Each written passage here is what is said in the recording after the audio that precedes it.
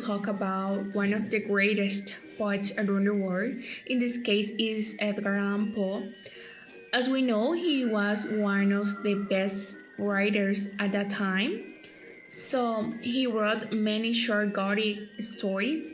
In my case, I'm going to retell the Devil on the Belfry, and he started to describe this short story in this way.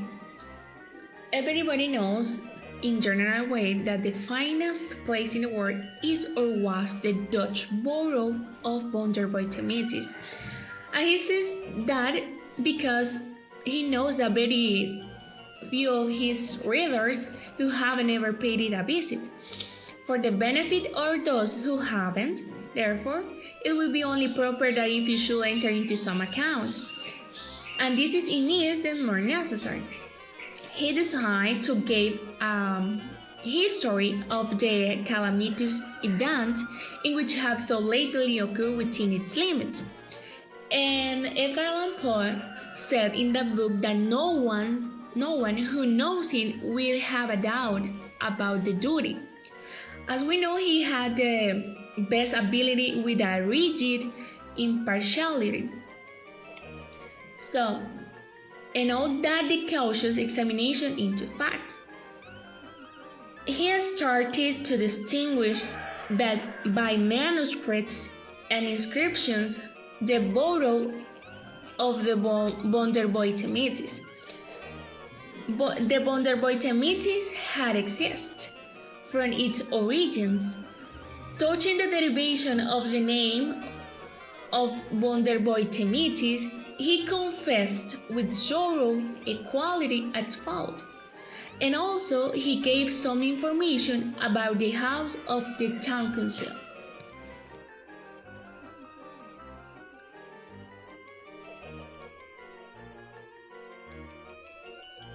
After that, he gave a short description. He started to say the main portion of this short story.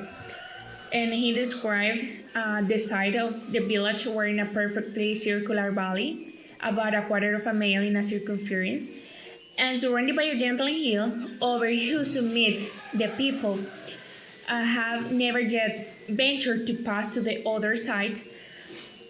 For this, they assigned a very good reason that they don't believe there wasn't anything at all in the other side.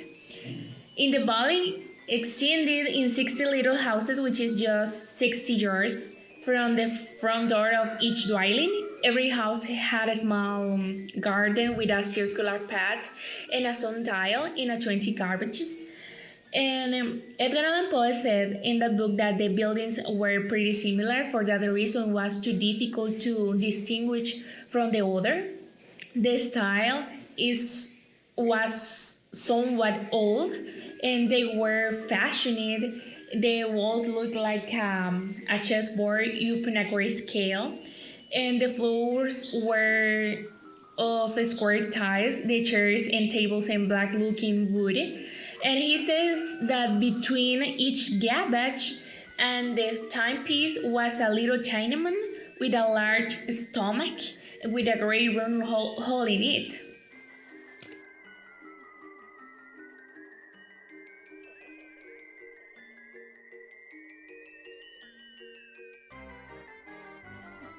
Also, Edgar described the fireplaces were large and deep. There was constantly a roasting fire there, and a huge pot over it full of sauerkraut and pork, to which the good woman of the houses was always glassy. She was a little fat old lady with a blue eyes and a red face, and she always wore a huge cap like a sugar loaf. In her left hand, she had a little heavy Dutch watch. In her right, he wields a lace for the sauerkraut pork. And Alan talked about three guys who were attending the pig outside. They were each 2 feet in height. He described each of them with a pipe in his mouth. And the pig, which was corpulent and lazy, is occupied always trying to look in handsome as at the cat, And then Edgar describes some objects.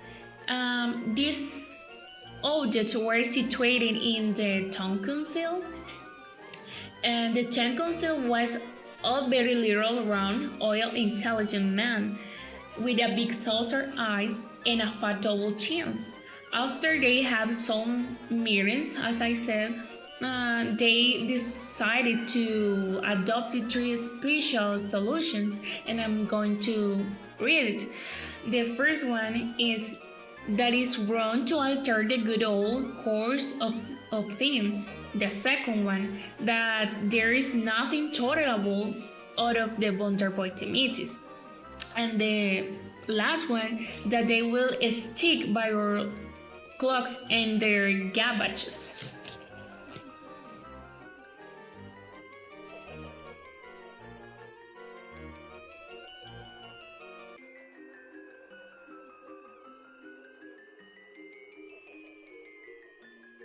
Staple is a Belfry where exist and has existed tire of mine.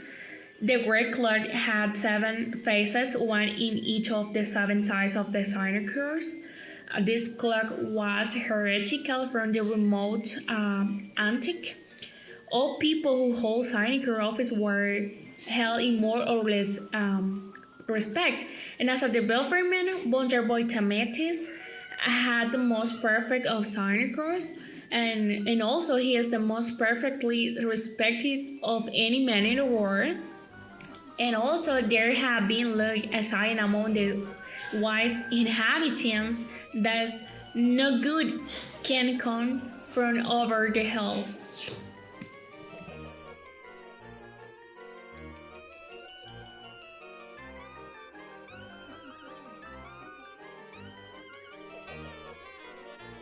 As my classmate told before, Edgar Allan Poe is one of the greatest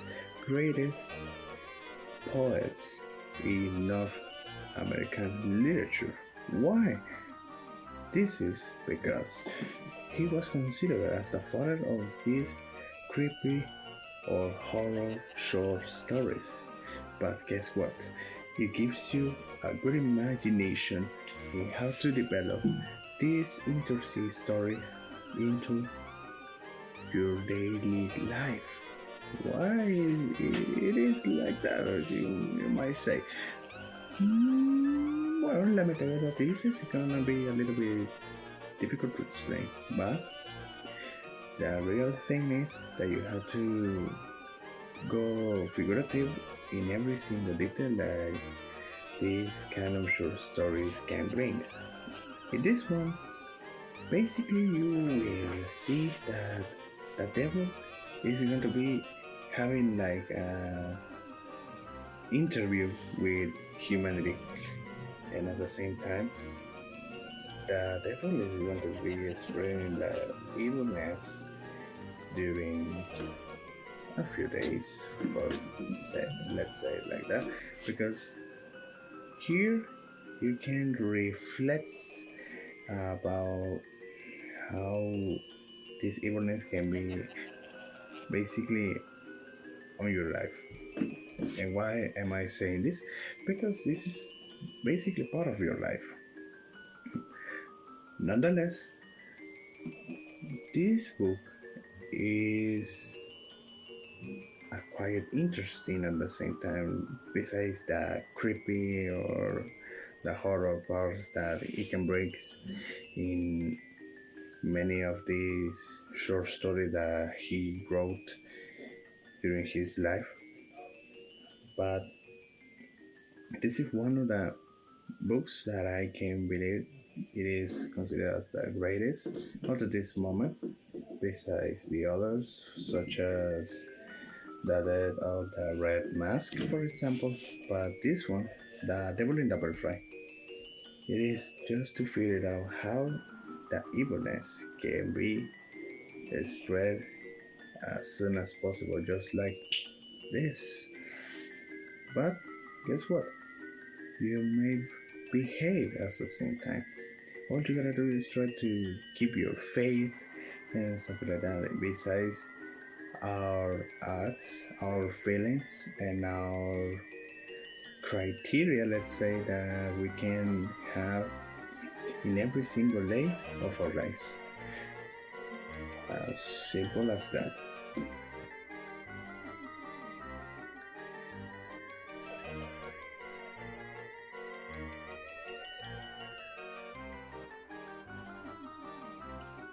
The other thing is that you may have believed that this book have even rules. For example, it says in one of these parts that during the visit of the devil, let's say, there were three special important and as well time important resolution. The first one is that it is wrong to alter the good old course of things. The second one is that there is nothing tolerable out of the bottomies. And the last one, that we will stick by our clocks and our cabbages. So the inhabitants of this small town are affected because they just want to follow these important rules, but at the same time they just want to manage how they can have a normal life, let's say, besides the problems, besides any issue that they just have at this moment. But it gives you a brief idea on how they are trying to have a wonderful life besides the evilness. Nonetheless, all they gotta do is try to just watch their clocks and their cabbages. And remember that they live in a circular path, like, let's say, as a sunflower. It can be related as a sunflower, and that's the way of each house that can be looked like. And most of them are just going to the church, let's say, and all you gotta do is try to go ahead and wait for the time that it corresponds. On the other hand, all we can see in Wonderbomb time it is, which is in English can be wonder what time it is. It is just to be obedient and try to understand that an hour has an activity to do, another hour another activity, and so on. That's the main idea of how the people are doing their own life up to this moment. And the last part of it, it is a little bit confusing, but at the same time, it can gives you an idea in how this can be as well part of the real life, not as a figurative as it is in this short story.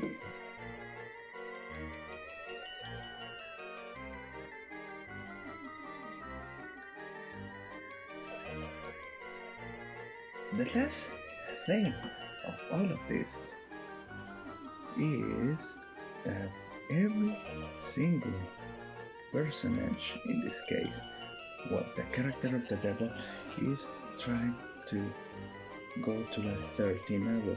And remember that this number is in our life, let's say, a little bit bad. And if you're totally superstitious about these kind of things, this mean bad luck or something else. Most of the time, sorry about this, but most of the time, this is totally common in our daily life.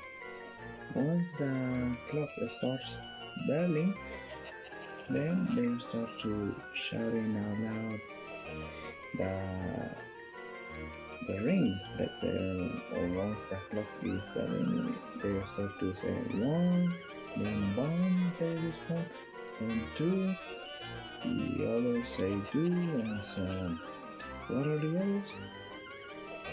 Let's say these others are the limitations of the devil itself, like his crowd, his people. That's how it is.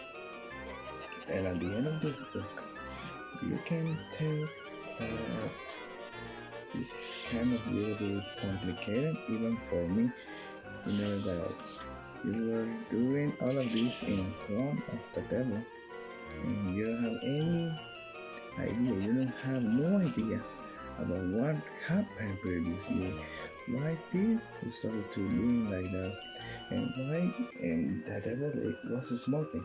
So in other words, like the devil is just figuring out and passing the time like, hey, what happened to you? I really need this, I really want that, and my time is tick tock, tick tock, tick tock, and that's the way it is. Fortunately, this book is great. As I said, it is great. I believe it in that. But that's how it is. And that's all that I can tell about this wonderful book. Creepy horror, I love it.